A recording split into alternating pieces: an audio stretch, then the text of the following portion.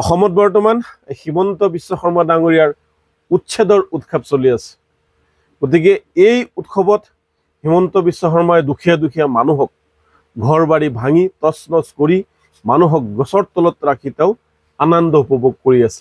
যেনেকৈ মানুহে আমাৰ বিহু আহিলে, ঈদ আহিলে, বিভিন্ন উৎসৱ আহিলে আমি যেনেকৈ আনন্দ উপভোগ কৰোঁ, ঠিক তেনেকৈ হিমন্ত বিশ্ব শৰ্মা ডাঙৰীয়ায়ো এই মানুহক উচ্ছেদ কৰি তেওঁ আনন্দ উপভোগ কৰি আছে।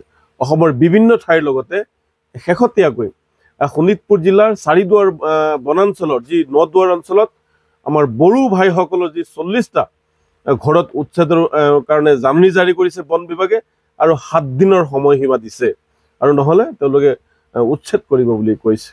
আচলতে বৰ ধিক্কাৰজনক কথা, গৰিহণাৰ কথা যে মানুহক এতিয়া হিমন্ত বিশ্ব শৰ্মাই, আমি আগতে কৈ আছিলোঁ যে অকল মুছলিম টাৰ্গেট কৰি উচ্ছেদ কৰিছে, গতিকে আমাৰ ধাৰণাটো ভুল আছিলে সেই ধাৰণাটো। কিন্তু এতিয়া আমাৰ হ'ল যে হিমন্ত বিশ্ব শৰ্মাই এতিয়া মানুহক উচ্ছেদ কৰি আছে। চাওক, এয়া আমাৰ গোৱালপাৰাত উচ্ছেদ কৰিলে, হোজাইত উচ্ছেদ কৰিলে, উৰিয়াম ঘাটত উচ্ছেদ কৰিব, এতিয়া শোণিতপুৰৰ নদুৱাৰ অঞ্চলতো উচ্ছেদ কৰিব। এয়া বৰ অন্যায়, অমানৱীয়ভাৱে উচ্ছেদ কৰি আছে। মানুহৰ থাকিবলৈ, খাবলৈ, শুবলৈ ইয়াৰ দায়িত্ব কোনে ল'ব? চৰকাৰ, এখন নিৰ্বাচিত চৰকাৰে তেওঁলোকৰ সম্পূৰ্ণ দায়িত্ব ল'ব লাগে। কিন্তু নিৰ্বাচিত চৰকাৰখনে ফেইলাৰ হৈছে। মানুহৰ জীৱনৰ নিৰাপত্তা সুনিশ্চিত কৰাৰ বাবে এই চৰকাৰখনে সম্পূৰ্ণ ব্যৰ্থ হৈছে, আৰু যাৰ কাৰণে তেওঁলোকে এনেকুৱা কৰি আছে। এই চৰকাৰখনে যিসমূহ ইছ্যু লৈ তেওঁলোকে ক্ষমতাত আহিছিল, তেওঁলোকে কিন্তু মানুহৰ কাম কৰিব পৰা নাই। যাৰ কাৰণে এতিয়া চৌদিশে হিন্দু মুছলমানৰ ঘৰসমূহ উচ্ছেদ কৰি তেওঁলোকে এই নিৰ্বাচনী বৈতৰণি পাৰ কৰিব বিচাৰিছে। তেওঁলোকৰ হাতত কোনো ইছ্যু নাই, ইছ্যুবিহীন এখন চৰকাৰ চলি আছে। একমাত্ৰ তেওঁলোকেহে ইয়াত ৰজা হৈছে। কিছুদিন পূৰ্বে আপোনালোকে গমেই পায় যে কেন্দ্ৰীয় মন্ত্ৰী নীতিন গাডকাৰীয়ে কৈছিল ধনী মানুহসমূহ ধনী হৈ গৈ আছে আৰু দুখীয়া মানুহ দুখীয়া হৈ গৈ আছে। গতিকে এই বৰ্তমান চৰকাৰৰ সময়ত যিসমূহ মানুহ আদানী আম্বানীৰ দ্বাৰা পৰিচালিত হৈছে, যি ৰাজ্য বা যি ৰাজ্যৰ মুখ্যমন্ত্ৰী আদানী আম্বানীৰ দ্বাৰা পৰিচালিত হৈছে, সেই ৰাজ্যৰ মানুহসমূহ ক্ৰমান্বয়ে গৰীব হ'বলৈ গৈ আছে আৰু ধনী মানুহসমূহ ধনী হ'বলৈ গৈ আছে।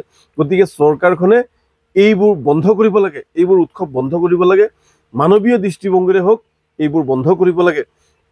তাৰোপৰি এই মানুহবিলাক যে থৈ দিছে, তেওঁলোকৰ খাবলৈ নাই, তেওঁলোকৰ যিসমূহ মানুহ উচ্ছেদ কৰিছে তেওঁলোকৰ বৰ্তমান খাবলৈ নাই, অন্ন বস্ত্ৰৰ অভাৱ হৈছে, তেওঁলোকৰ চিকিৎসাৰ অভাৱ হৈছে, তেওঁলোকৰ কাপোৰৰ অভাৱ হৈছে, শিশুসকলৰ যি খাদ্য, এই খাদ্য বিভিন্ন যি ঠাইত উচ্ছেদ কৰিছে এইবোৰ নাই। গতিকে ন্যায়ালয়ে কৈছে যে তোমালোকে উচ্ছেদ যদি কৰিব মন আছে উচ্ছেদ কৰা, আমি সংগঠনসমূহ কৈছোঁ যদি প্ৰয়োজন আছে উচ্ছেদ কৰক, কিন্তু তেওঁলোকৰ আগতে সংস্থাপন দিব লাগিব। কিন্তু তেওঁলোকে সংস্থাপন নিদি ন্যায়ালয়ৰ যি সিদ্ধান্ত, যি ৰায়, সেইসমূহ তেওঁলোকে অৱমাননা কৰি একমাত্ৰ দাদাগিৰিৰে তেওঁলোকে এই উচ্ছেদসমূহ কৰি আছে। গতিকে হিমন্ত বিশ্ব শৰ্মাৰ এই যি উৎসৱ, যি উচ্ছেদৰ উৎসৱ, এইসমূহ বন্ধ কৰিব লাগে। আৰু যি চাৰিদুৱাৰত আমাৰ 40টাকৈ আমাৰ বড়ো সম্প্ৰদায়ৰ ভাইসকলৰ ঘৰ উচ্ছেদৰ জাননী দিছে, তাকো আমি ধিক্কাৰ দিছোঁ। আৰু এয়াও বন্ধ কৰিব লাগে, সকলো ঠাইতে উচ্ছেদটো বন্ধ কৰিব লাগে। উচ্ছেদটো অমানৱীয়, মানুহক কষ্ট দিয়া হয়। আমি চৰকাৰ বনাইছোঁ মানুহৰ জীৱনৰ নিৰাপত্তা সুনিশ্চিত কৰাৰ কাৰণে, কিন্তু এই চৰকাৰখনে মানুহক কষ্ট দি আছে। গতিকে কষ্ট দিয়া চৰকাৰ, চৰকাৰে দিয়া বন্ধ কৰিবলৈ আমি নেমচৰ ফালৰ পৰা দাবী জনাইছোঁ। না, খুব প্ৰকাশ কৰিবই, কাৰণ উচ্ছেদটো বৰ বেয়া। মানুহৰ ঘৰ বাৰী যেতিয়া ভাঙি দিয়া হয়, তছনছ কৰি দিয়া হয়, মানুহক নিজৰ মৰমৰ আপোন ঘৰখন, গোটেই জীৱন দুই এক পইচা উপাৰ্জন কৰি এই ঘৰখন সাজে, তেওঁলোকে এইটো ভাঙি দিয়ে। চাওক, মানুহে চৰাইৰ বাহু নাভাঙে, পাপ হয় বুলি। গতিকে য'ত মানুহ, জীৱশ্ৰেষ্ঠ মানুহ, সেই মানুহৰ ঘৰো হিমন্ত বিশ্ব শৰ্মা ডাঙৰীয়াই ভাঙি দিছে। গতিকে ইয়াৰ ফল এদিন পাব, এদিন ইয়াৰ ৰাজনৈতিকভাৱে ইয়াৰ ফল পাব। যি ৰাজনৈতিক উদ্দেশ্যৰ বাবে এই কামটো কৰি আছিল হিমন্ত বিশ্ব শৰ্মাই, ইয়াৰ ফল কিন্তু হিমন্ত বিশ্ব শৰ্মাই ভুগিব লাগিব।